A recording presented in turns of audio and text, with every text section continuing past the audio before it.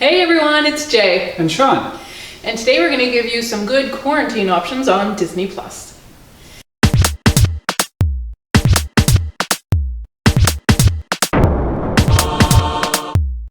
So Disney Plus just started in November, and the quarantine has frankly been good for them. In part because they're making some good choices. So they are actually gaining on Netflix right now. Of course, Netflix has been going full steam for many years, so it kind of had the market cornered, and people wondered if there was room for Disney Plus. But when they start taking not just Disney titles, but Marvel titles, and now the Fox stuff, Disney was owning more and more stuff. So it is actually a pretty big catalog on Disney Plus. And some great Disney Channel stuff too that I know is very attractive for families with young children. I think especially for people with kids, there's a ton of stuff on there that you can get lost in. And also, for us, such as The Simpsons, where we hadn't watched that in a long time, there's 30 seasons of Simpsons on there. That's right. That'll keep you busy. It sure will. So, like I said, Disney Plus is making some good decisions. I think they're capitalizing on this time. They're giving families some good options. They're putting titles on Disney Plus earlier than expected in response to this, which Netflix has not made a single change to their schedule so far in response to everyone being at home and needing some new and fresh ideas. I think that's huge. Frozen 2 came on about 3 months earlier than expected. Right. Yeah. Onward will be coming on in the next week. Yeah. And it's available to purchase right now. Yeah. So they are giving big options, and they're also going to put out Call of the Wild. That Harrison Ford dog movie is going to be available for purchase. It already is for $15. And also Downhill for $10. Oh, yes. So that's the Julia Louis-Dreyfus and Will Ferrell one. We've actually reviewed it here already. It wasn't our favorite movie. We think Force Majeure, which is the one it's actually made from. It's a remake, an American remake of an already stellar movie that didn't quite capture the glories of the first one. But if you love seeing Will Ferrell squirm, this one's for you. Among others. You've got a that's what he does. Choice, he makes it awkward no matter what. So, I think they are putting out on April 3rd 2 more nature documentaries, which are, I think, really good family viewing, actually. Disney does a really good job on those and makes them sort of compelling to watch. They often will make characters out of the monkeys or whatever it's about. So starting April 3rd, you can see Dolphin Reef. I bet you can guess what that one's about. Natalie Portman is the narrator of that one. And then it's got one called, and this is a tough title, it's called Elephant. I think it might be about elephants. And that one is narrated by Meghan Markle. Oh. In her first post-marrying into the royals role. Okay. So, yeah. And I think she still has her royal title for this movie because she loses it at the end of April. That's when they've decided to stop using the title. So that's her first big foray back to Hollywood, is narrating this documentary. And I guess she's going to have to do more stuff in Hollywood. Yeah, she's got to support her family. And I think wants to, so let's let her. Good. Yeah. So some good stuff. I do really like the Disney documentaries. They're very good. As you said, they do try and make almost a story of what's happening, which I think is more compelling than just to have... Yeah, it draws the kids in while still giving them plenty of facts and figures, and but makes it a little more easy to digest, I guess. So one thing that on Disney Plus that people have just started noticing is Lilo and Stitch, which is a movie from 2002 that, it came out as the age of enlightenment for Disney. They had all these Renaissance movies, we call them, like Beauty and the Beast and Lion King. And Aladdin. Like, there were all these just really monster house movies came out in the 90s, and then it had started to slow down. It had some less successful movies. Lilo and Stitch came out in 2002 and was a surprise hit for them. It ended up doing very well. I kind of love that movie myself, to be honest. It's really a sweet movie. But it spawned lots of like direct-to-video sequels and a TV show. I was very surprised last time we were at Disney World to realize that my young nephews know who Lilo and Stitch are. And I feel like that's my movie, but they feel like it's theirs as well, and they're very excited to see Stitch. And so, you know, that's one that is carried on into even this generation of kids.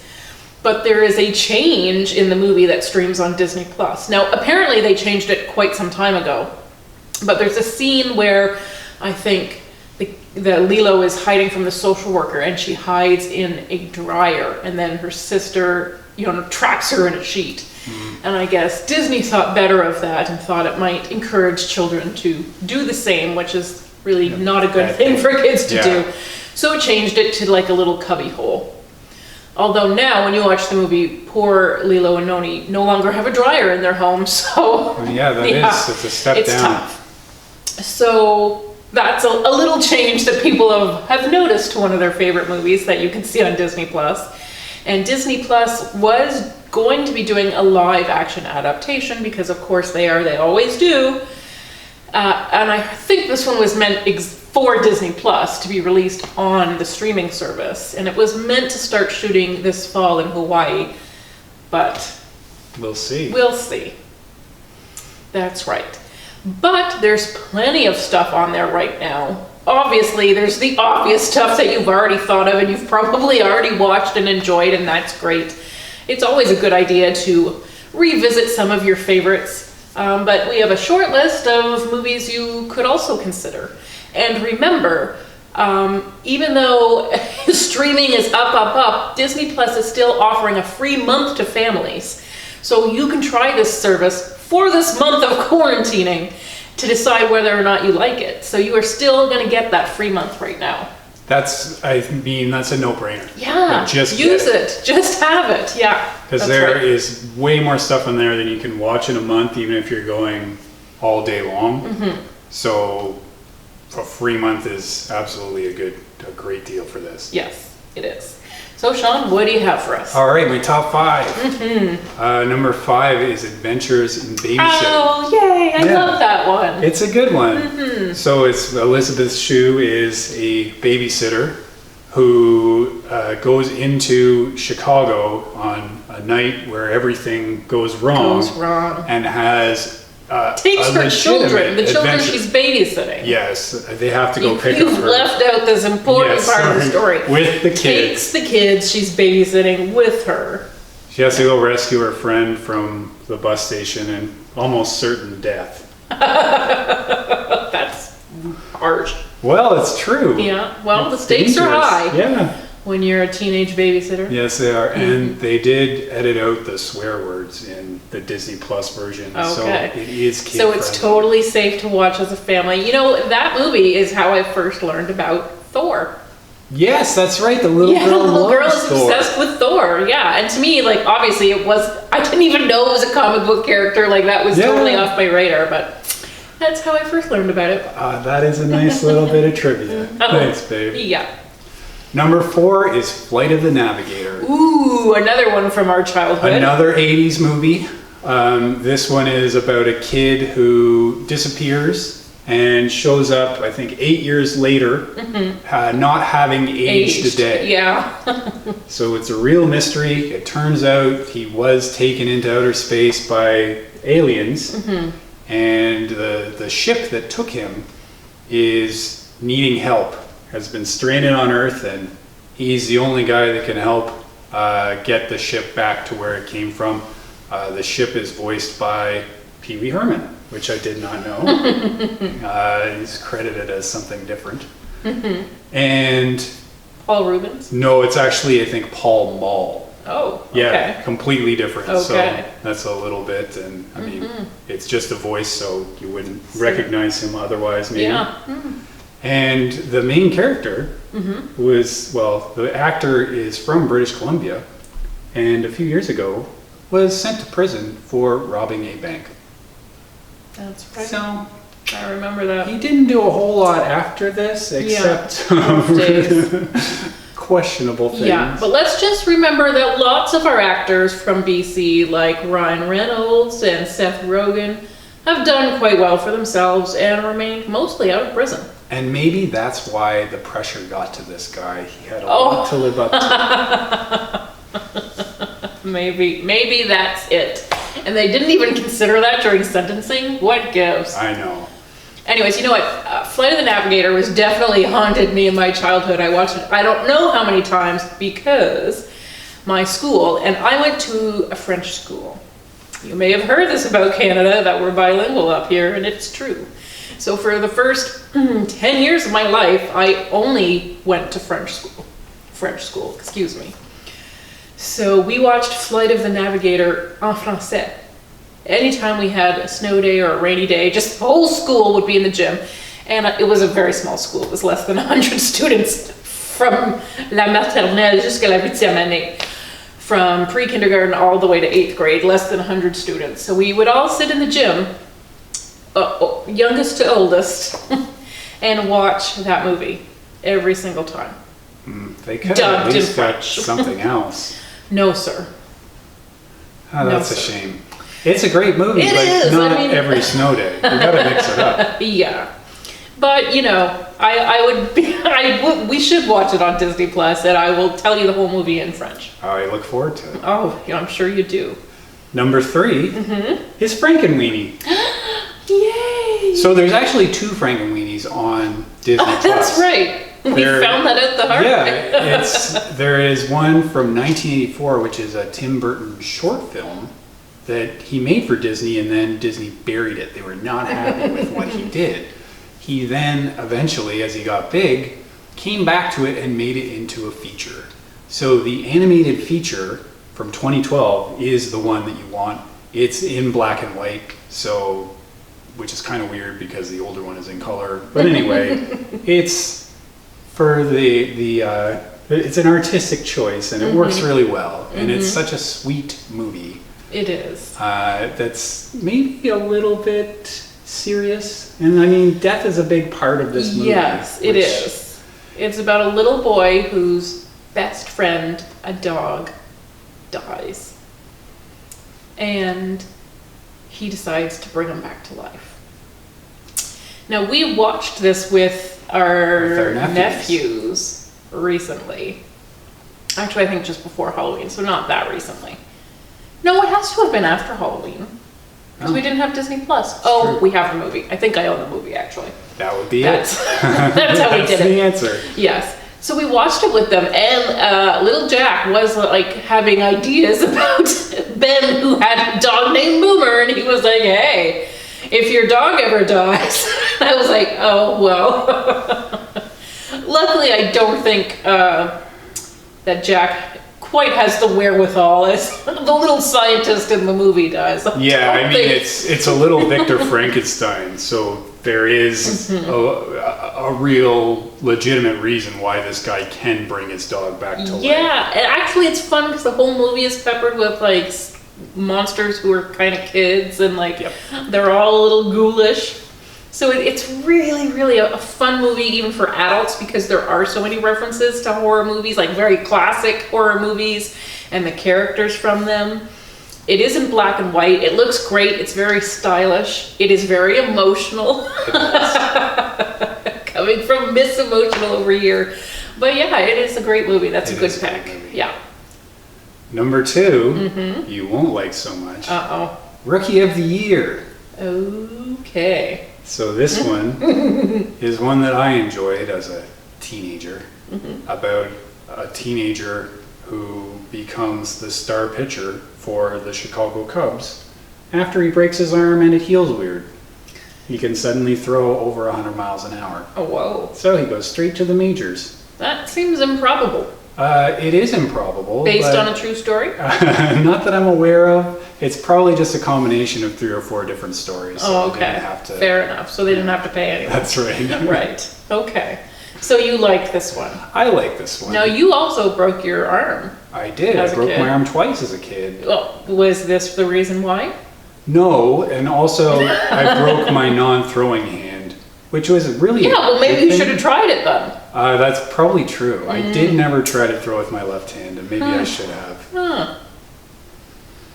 So you broke the same arm twice. I broke the same arm twice, which is doing the supposed to be hard to same do. dumb things. Doing two different dumb things. But Okay. both dumb things. Well, we knew that already. Yeah, didn't we did. Without even asking, we knew they would be dumb. Yeah, we did. Oh boy. Do you want to tell us what happened?